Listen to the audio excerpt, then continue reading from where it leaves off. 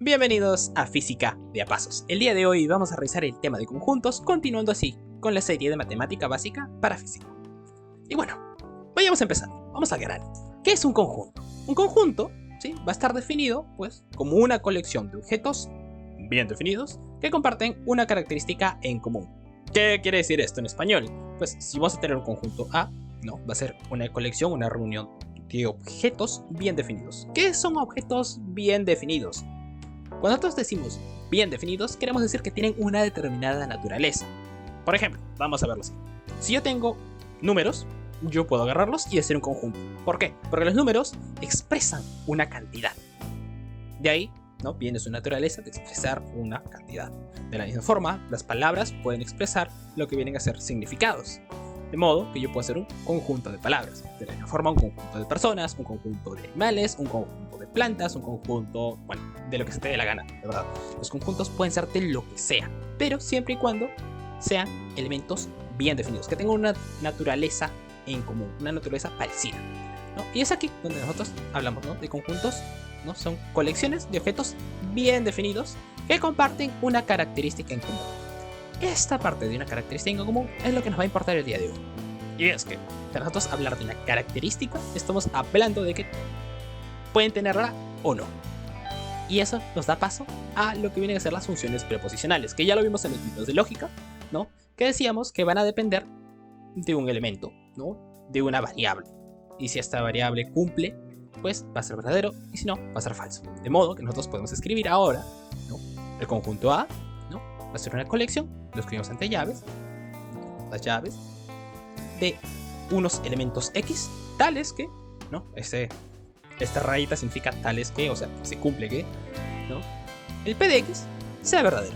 Es decir, que esta función preposicional, esta característica, se cumpla. Y bueno, ya que siempre va a ser verdadero, lo podemos obviar y decir, ¿no?, que el A va a ser simplemente un conjunto de X tales P de X, ¿no? Es decir, que se cumpla el P de X para todos los X. Esa es la forma en que nosotros definimos un conjunto, ¿sí? Y bueno, vamos viendo qué más hay, ¿no?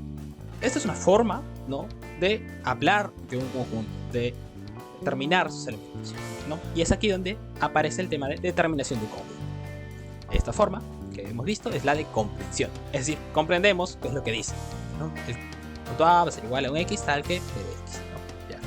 Ahora, esto no siempre va a ser posible. Es decir, van a haber casos en los cuales encontrar una función preposicional que cumpla es muy difícil o hasta imposible. De modo que a veces recurrimos a lo que viene a ser la extensión, ¿sí? Determinar un conjunto por extensión. Veamos un ejemplo. Si yo tengo un conjunto A, por ejemplo este conjunto de aquí, ¿no?, van a ser todos los elementos X, tales que X sea un número natural y pues sea mayor que 4 y menor que 7, ¿no? Mayor que 4 y menor que 7. Estos elementos X van a ser simplemente dos, los cuales son el 5 y el 6, ¿no? Son los números de contar, ¿no?, que son mayores que 4 y menores que 7. Esta forma de escribir un conjunto, ¿no?, de poner cada uno de sus elementos, es la llamada determinación por extensión, ¿no? Extensión porque extendemos, por decirlo así, todo nuestro conjunto, ¿no? Ponemos todos los elementos ahí, ¿no? Entonces, esta es otra forma de escribirlo. Que, bueno, en este caso, por ejemplo, es mucho más rápido, ¿verdad? ¿No? Es mucho más rápido que escribir todo esto de aquí. Es por eso que a veces es necesario también hablar, ¿no?, de conjuntos por extensión. Es o más fácil o a veces la única forma en la que podemos expresarlos. Y bueno, estamos viendo de que hay un cierto patrón, que nosotros tenemos que hablar de elementos que pertenecen al conjunto A. Y es aquí donde viene la relación de pertenencia, ¿no?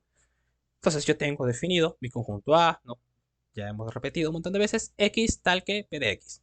Entonces, un Y, un elemento Y, va a pertenecer a la si y solo si P de Y es verdadero. Es algo intuitivo, ¿no? Estamos diciendo que todas las cosas que cumplan con el P de X van a pertenecer a. De modo que, pues, si el Y pertenece a la, tiene que cumplir con esa condición. ¿Ok? Eso es intuitivo. De la misma forma, vamos a hablar de la inclusión. ¿Qué va a ser cuando tengamos dos conjuntos? ¿Qué va a suceder? Pues tenemos que incluir a uno en el otro.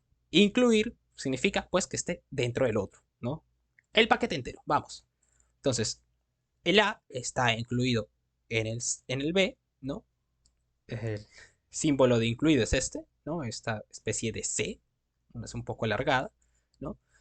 El A está incluido en el B si es que para todo X que pertenece al A, ¿no? Se cumple que el X pertenece al B, ¿no? Eso es estar incluido, vamos. Todo lo que esté en A está en B. Intuitivo, ¿verdad? Entonces, sigamos. Veamos algunos conjuntos que nos van a ser importantes, ¿no?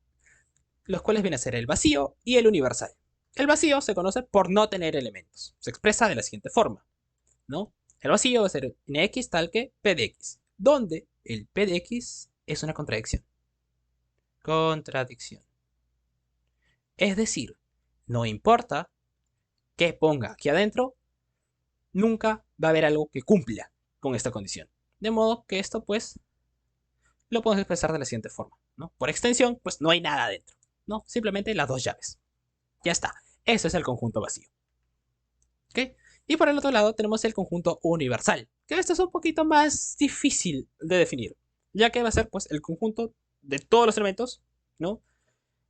Que tengan una determinada naturaleza. Por ejemplo, si yo digo el conjunto de números, ¿no? Tengo un conjunto de números, entonces mi universal va a ser de todos los números posibles, ¿no? Es un poquito más difícil, como digo, por el hecho de que es algo ambiguo. Entonces, por lo general, vamos a definir un conjunto universal y según ese conjunto universal vamos a definir los demás conjuntos, ¿no? Entonces, este P de X, en este caso, va a ser una especie de tautología. Tautología.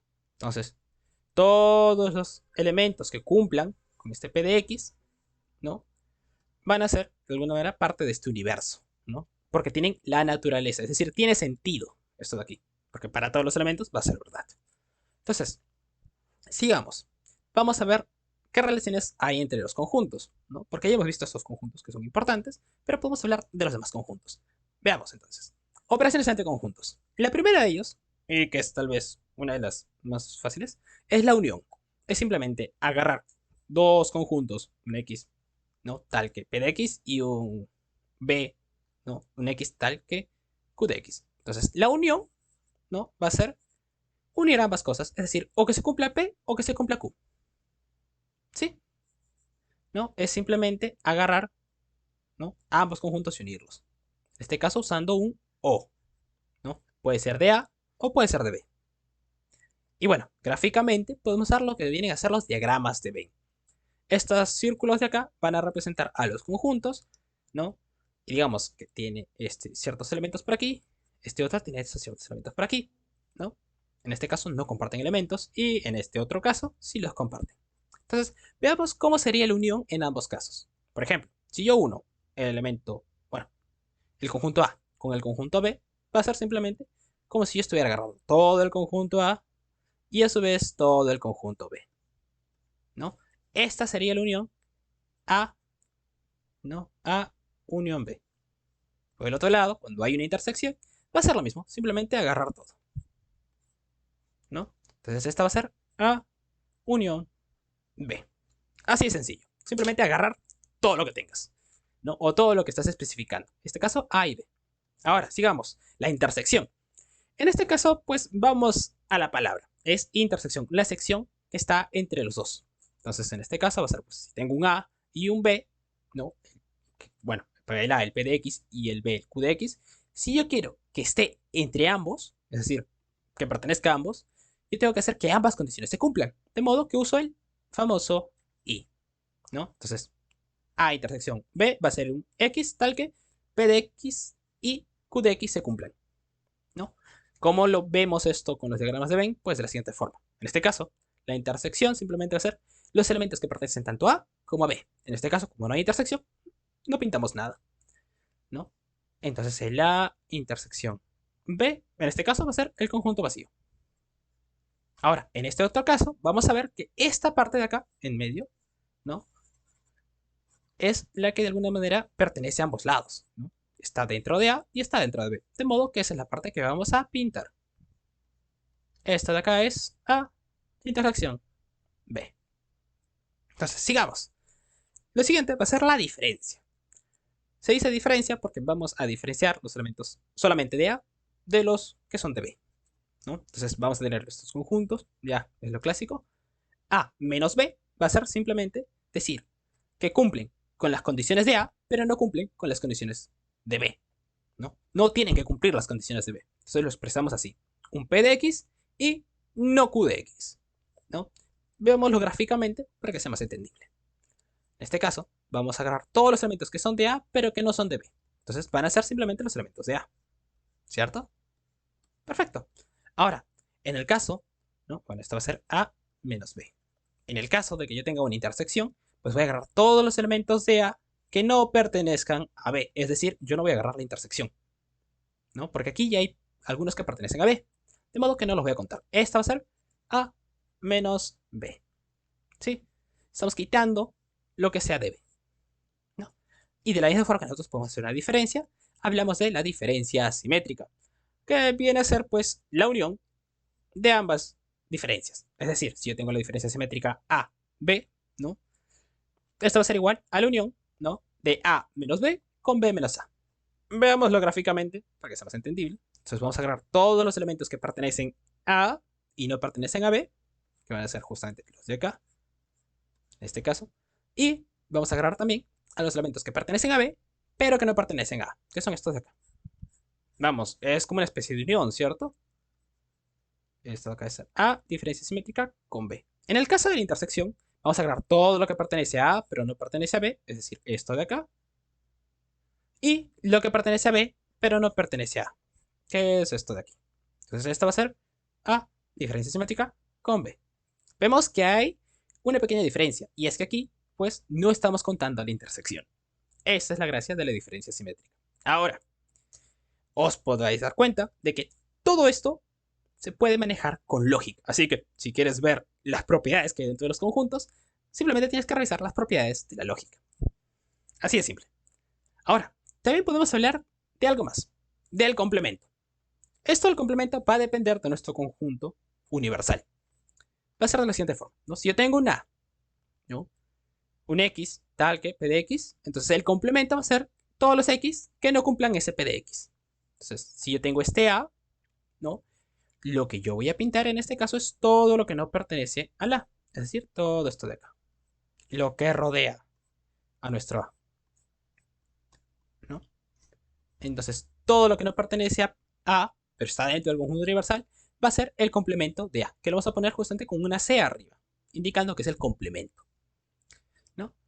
Y bueno, con esto podemos pasar al siguiente tema, que es el de cardinal de un conjunto, que viene a ser simplemente el número de elementos que tiene A, ¿sí? Lo vamos a expresar como un n de A. Por ejemplo, digamos que yo tengo el A igual, vamos a agarrar el conjunto del principio, que era el 5,6. Entonces, ¿no? El cardinal de A va a ser igual a 2, porque tiene simplemente dos conjuntos. Por ejemplo, el cardinal de elemento vacío va a ser igual a 0, no hay elementos, ¿no? Entonces simplemente hacer contar la cantidad de elementos que tiene un conjunto A, ¿no? Y ahora, ¿pueden haber conjuntos infinitos? Pues sí, existen conjuntos infinitos. Por ejemplo, yo puedo agarrar, ¿no? El A que sean X tales que X sean naturales. Sean naturales. Números naturales, ¿no? Es decir, que vamos a contar 1, 2, 3, 4, 5, 6 hasta el infinito. Es por eso que en este caso, ¿no? El cardinal de la tiende al infinito, ¿no? Tiende al infinito. Vamos a ponerlo así, ¿no? Entonces, cardinal de A tiende al infinito. Entonces, hay casos así. Tenemos que tener cuidado, ¿no? De estos casos, ¿no? Es simplemente ver la cantidad de números, bueno, la cantidad de elementos que tiene el conjunto. Y ahora, algo muy relacionado a esto viene a ser el conjunto potencia, que viene a ser el conjunto de subconjuntos de A, ¿no? Y se denomina pues como potencia de A, simplemente, ¿no? Entonces, la potencia de A, P de A, va a ser pues un conjunto de todos los subconjuntos que están justamente dentro de A. En este caso, pues los U sub I, que van a ser justamente los subconjuntos que están incluidos dentro de A. Por ejemplo, vamos a poner un ejemplo para entenderlo mucho mejor, porque esto es algo intuitivo. Vamos a ver todos los conjuntos que están dentro de A. Por ejemplo, el vacío. Todos los elementos del vacío pertenecen a A, ¿cierto? Pues de alguna forma decimos de que como no hay elementos, pues esos no elementos están en A. Ahora, ¿qué más hay? Pues está el 1. Ok. Está el 2. Perfecto. Entonces el conjunto, simplemente 2. El conjunto, ¿no? Que solo tiene a 3. Tenemos al conjunto 1,2. Tenemos al conjunto 2,3. Tenemos al conjunto 1,3. Y de la misma forma, pues el conjunto A está incluido dentro de ese mismo, ¿no? Porque todos los elementos de A pertenecen a A. Entonces, esto va a ser, pues, el conjunto A. Y todo esto de acá va a ser justamente el conjunto potencia de A. Bueno, esta es la forma extendida, ¿no? Y algo que es muy importante también es mencionar que el cardinal, ¿no?, de la potencia de A va a ser igual, ¿no?, a un 2 elevado al cardinal de A. ¿Sí? Así de simple.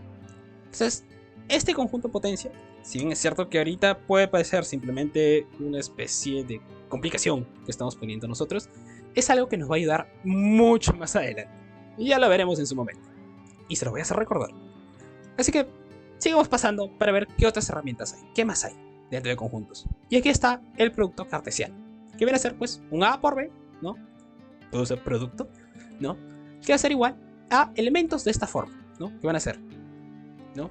Vamos a tener paréntesis, un X, Y, donde el X pertenece al A y el Y en este caso pertenece al B. ¿Sí? Entonces este primer elemento va a pertenecer al A y este segundo elemento al B. Hagamos un ejemplo rápido. Si yo tengo un A igual a 1, 2 y yo tengo un B igual a B, entonces voy a tener A por B va a ser, el primer elemento tiene que ser justamente de A, por ejemplo, yo digo 1. Entonces el segundo elemento tiene que ser de B, en este caso A. De la misma forma, pues vamos a encontrar, por ejemplo, este par 2A, 1B y el 2B. Siempre el primero tiene que ser de A, ¿no?, respetando el orden, y el segundo tiene que ser de B. Entonces, de esta forma es que nosotros vamos a crear nuevos conjuntos, ¿sí? Conjuntos más grandes que van a depender de los conjuntos iniciales, ¿sí? Es aquí, por ejemplo, donde aparece el producto, bueno, producto cartesiano de las rectas reales, ¿no?, que viene a dar el plano real. Pero eso es otro tema, lo veremos más adelante. Vamos, nos da paso a muchas cosas. Entonces, con esto ya estaríamos acabando lo que viene a ser simplemente la teoría básica de conjuntos, o sea, ver las herramientas que hay dentro de conjuntos. Ahora, si tú quieres profundizar dentro del tema de conjuntos, puedes revisar los axiomas de Zermelo-Fraenkel, que determinan cómo se deben construir los conjuntos. Y es que hay varias cosas que no he mencionado. Por ejemplo, a veces no podemos crear conjuntos con todo lo que tengamos. Hay ciertas paradojas que se pueden crear. Es aquí donde entran justamente los axiomas de Zermelo-Fraenkel. Voy a poner un poquito de bibliografía abajo para que podáis revisarlo, ¿no? Y bueno, finalmente nos despedimos. Muchas gracias por ver, espero que os haya entendido. Cualquier pregunta abajo, la bibliografía también va a estar abajo, no se olviden. Así que muchas gracias, nos vemos en la próxima.